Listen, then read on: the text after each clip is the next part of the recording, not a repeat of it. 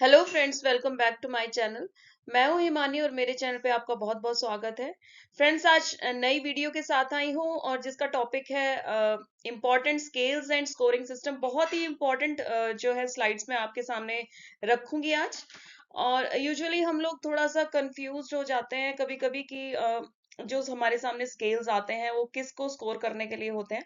और नर्सिंग की जो डॉक्यूमेंटेशन है वो तो इम्पोर्टेंट है ही, उसके साथ हमें ये भी पता होना चाहिए कि कौन सा फॉर्मेट किस चीज के लिए, किस असेसमेंट के लिए होता है। तो ये काफी सारे एग्जाम्स में भी पूछे जाते हैं क्वेश्चन, और नॉर्सेट 8 के एग्जाम के लिहाज से बहुत ही इंपॉर्टेंट है। तो चलिए स्टार्ट करते हैं आज की वीडियो।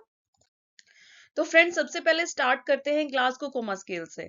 जी हाँ फ्रेंड्स, ग्लासगो कोमा स्केल जो कि कॉमनली न्यूरोलॉजी वार्ड में पेशेंट की अनकॉन्शियसनेस को या कॉन्शियस बिहेवियर को असेस करने के लिए बनाया जाता है।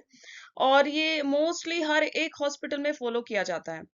तो इसमें पेशेंट की कॉन्शियसनेस को असेस करते हैं आई ओपनिंग से, वर्बल रेस्पॉन्स से, या फिर और मोटर रेस्पॉन्स से। ये तीन रेस्पॉन्सेज होते हैं जिनमें जो रेस्पॉन्स होता है वो रेट किया जाता है 1 to 4, 1 to 5 एंड 1 to 6 के रिस्पेक्टिवली नंबरिंग से। जो स्कोर है वो अगर मिनिमम जो कम 8 से कम स्कोर है तो वो सीवियर में आ जाता है। देन उसके बाद 9 to 12 स्कोर माइल्ड में मॉडरेट में आ जाता है, और माइल्ड में आता है 13 to 15।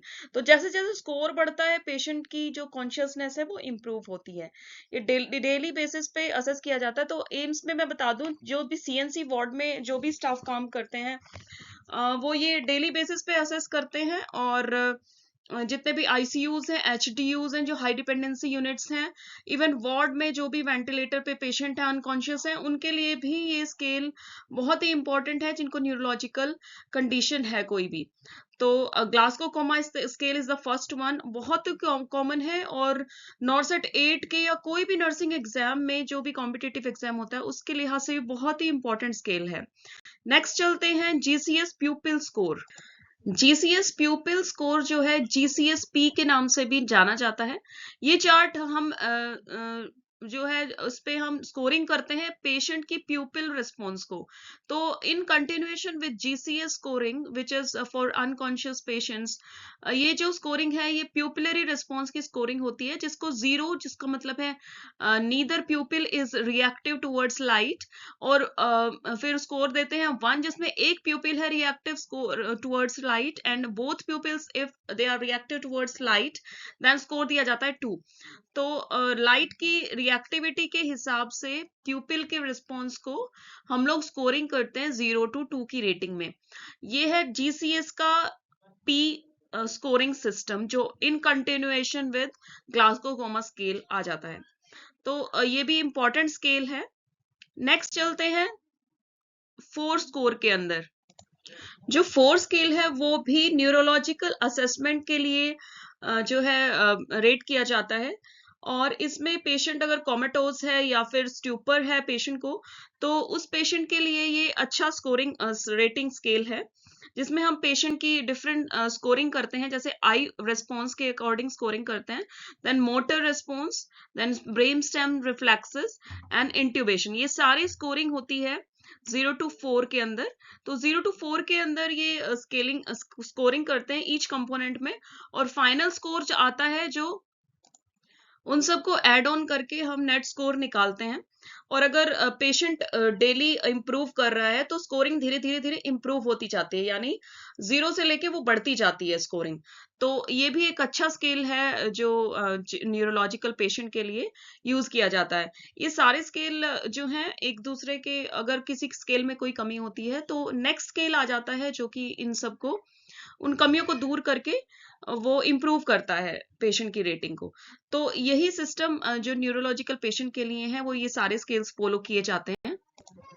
नेक्स्ट हमारा जो स्केल आ जाता है वो Wong Baker faces pain scale. Friends, आपने ये चार्ट तो ऑलमोस्ट हर हॉस्पिटल में देखा होगा, जिसमें पेन मेजरमेंट स्केल को हम लोग पेशेंट के लिए फिल करते हैं। और पेशेंट की रिकॉर्डिंग और रिपोर्टिंग में इसका बहुत इंपॉर्टेंट रोल है।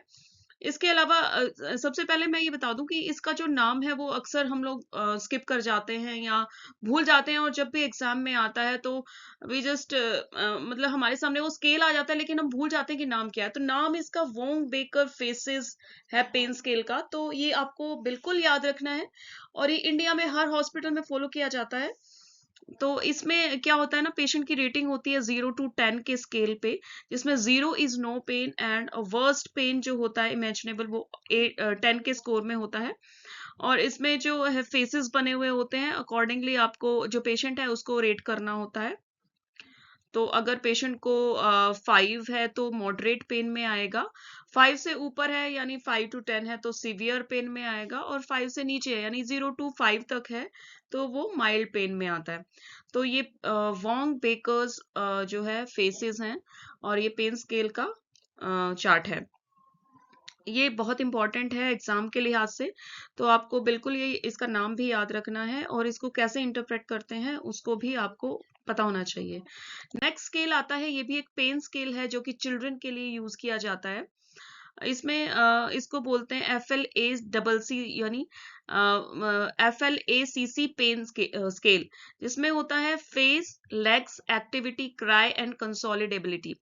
तो इसमें स्केल किया जाता है जो पेशेंट यानी चिल्ड्रन के बिहेवियर को, which who are unable to report their pain, जो भी चिल्ड्रन होते हैं वो अपने पेन को रिपोर्ट नहीं कर पाते हैं, तो इसके लिए एक अलग से स्केल बनाया गया है to improve documentation for health care professionals. तो जो लास्ट स्केल हमने देखा था वो जो वोंग बेकर्स पेन स्केल था, उसमें हम चिल्ड्रन के पेन को नहीं चार्ट कर सकते हैं क्योंकि उसमें जो है पेशेंट खुद ही अपने पेशेंट को अपने पेन को रेट करते हैं।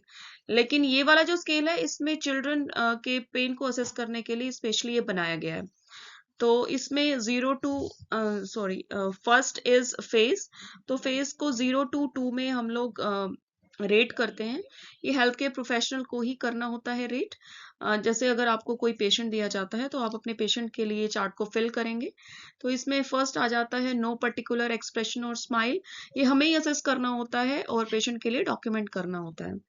तो 0 to 5 की, हाँ सॉरी 1 to 5 हमें ये पैरामीटर्स हैं देखने होते हैं, face, legs, activity, cry and consolability. तो ये इसी की शॉर्ट फॉर्म है FLACC स्केल। नेक्स्ट देखा जाए तो नेक्स्ट है comfort scale. Comfort scale is another pain assessment scale which is for paediatric intensive care unit या पीडियाट्रिक पेशेंट यानी चिल्ड्रन एंड जो भी वेंटिलेटेड चिल्ड्रन है, इन्फेंट हैं या पीडियाट्रिक आईसीयू में है, उनके लिए स्पेशली ये स्केल बनाया गया है। इसमें हम 9 पैरामीटर्स हैं वो देखते हैं और 0 to 5 की रेटिंग ईच पैरामीटर में दी हुई है।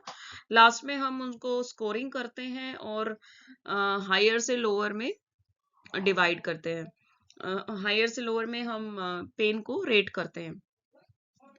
तो ये जो है ये इसीलिए बनाया गया है कि जो भी चिल्ड्रन हैं या जो वेंटिलेटेड इन्फेंट्स हैं, छोटे बच्चे हैं, वो अपने पेन को जो है वर्बलाइज नहीं कर सकते हैं या रेट नहीं कर सकते हैं।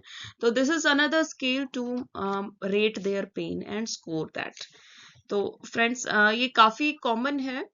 तो जो भी है पेन स्केल्स हैं 3 में, ये थर्ड वन है जो मैंने आपको बता दिया है। ये भी आपको याद रखना है। कभी कभी क्या होता है हम पेन स्केल के लिए वोंग बेकर्स को ही याद करते हैं बस, जो कि मतलब बहुत ही कम नॉलेज के अकॉर्डिंग हो जाता है। जो भी और बाकी जो स्केल्स हैं वो भी हमें याद होने चाहिए। और मैंने फोटो इसीलिए लगाया है ताकि आपको एक बार दिमाग में रहे कि ये फिगर किस चीज के स्केल के लिए थी। तो कंफर्ट स्केल इस टाइप का होता है, आपके सामने पिक्चर है, आप उसको रिमेम्बर कर सकते हैं क्योंकि जितना हम ज्यादा विजुअलाइज करेंगे उतना ज्यादा हमें याद रहेंगी चीजें। तो फ्रेंड्स नेक्स्ट चलते हैं, cry scale. Cry scale is another pain management scoring system और ये नियोनेटल पोस्ट ऑपरेटिव पेशेंट्स के लिए होता है। इसमें क्या देखते हैं हम लोग, क्राइज जैसे है वो उसकी फुल फॉर्म बताई गई है यहाँ पे। सी से crying, then requires SpO2 greater than 95%, then increase vital signs, cries. I से increased vital signs, then E से एक्सप्रेशन, स्लीपलेसनेस। एंड ये 0 to 2 की रेटिंग में रेट किया जा रहा है। और फाइनल हम स्कोर निकाल के पेशेंट का पेन देखते हैं कि how much the patient is in pen. और नियोनेटल पोस्ट ऑपरेटिव केसेस के लिए ये जो क्राइज है ये फॉलो किया जाता है। क्राइज मतलब वही है ना, छोटे बच्चों के लिए जब रोते हैं तो उसको क्राइंग बोलते हैं, तो क्राइज उसकी शॉर्ट फॉर्म है। तो आप छोटे बच्चों के लिए यानी नियोनेट्स के लिए ये रिलेट कर सकते हैं, इस टाइप से आप याद भी रख सकते हैं इसको। और पिक्चर में आप देख सकते हैं कि यहाँ पे जो है क्राई स्केल में 0 to 2 की रेटिंग दी हुई, तो ये एक दिमाग में रहेगा आपको एग्जाम के टाइम पे। तो मैं आपको रिक्वेस्ट करती हूँ कि ये अगर आपको ये सारे चार्ट्स याद रखने हैं तो ये इस वीडियो को ज्यादा से ज्यादा आप शेयर करिए, डाउनलोड करिए, स्नैपशॉट लीजिए, ताकि आपको बार बार गूगल पे जाके इन चीजों को रिसर्च करने की जरूरत ना पड़े। तो नेक्स्ट चलते हैं हम लोग CPOT यानी critical care pain observation tool. ये भी एक pain measurement pain assessment tool है जो उन पेशेंट के लिए बनाया गया है जो अपना पेन वर्बलाइज नहीं कर सकते हैं, but they it is not for neonates या पीडियाट्रिक्स, बट ये सभी उन पेशेंट के लिए जो वेंटिलेटेड पेशेंट्स हैं या जो वर्बलाइज नहीं कर पा रहे हैं। इसमें कंपोनेंट्स हैं, वो हैं facial expression, body movements, then muscle tension, and then a ventilator compliance। इनके साथ साथ हम डिस्क्रिप्शन देख रहे हैं उसकी और इंटरप्रिटेशन देख रहे हैं। 0 to 2 की रेटिंग में ये लोग रेट कर रहे हैं स्केल्स को, और फाइनल जो रेटिंग होगी उसके अकॉर्डिंग हम पेन को असेस करेंगे कि पेशेंट कितने पेन में है। ये इस टाइप के स्केल्स हैं, ये डेली पेशेंट के लिए फिल किए जाते हैं, और ये सारे स्केल यूज नहीं किए जाते हैं एक पेशेंट के लिए। अगर पेशेंट आईसीयू में है तो कौन सा उसके लिए, it depends on the policy of the hospital कि हम कौन सा जो है rating chart, pain management scoring chart follow कर रहे हैं उस हॉस्पिटल में। लेकिन आपको पता होना चाहिए, रफली आइडिया आपको होना चाहिए, अगर CPOT आ रहा है तो ये किस चीज का चार्ट है या क्या रिकॉर्ड कर रहे हैं हम इससे। तो ये पेन ऑब्जर्वेशन टूल है जिससे हम पेशेंट का पेन स्कोर कर रहे हैं।